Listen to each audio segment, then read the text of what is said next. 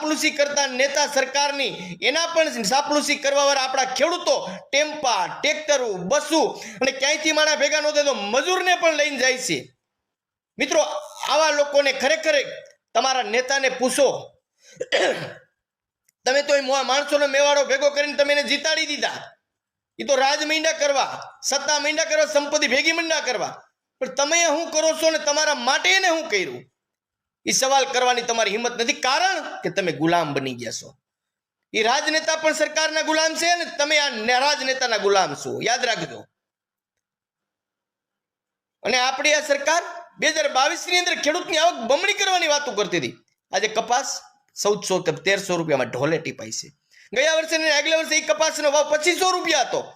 એ ખેડૂત એક એવો છે કે ખોટ ખમી હગે, અને ખેડૂત ને કુદરત પણ ખોટ આપે ને સરકાર પણ ખોટ આપે। એટલે ડુંગળીના 2 પૈસા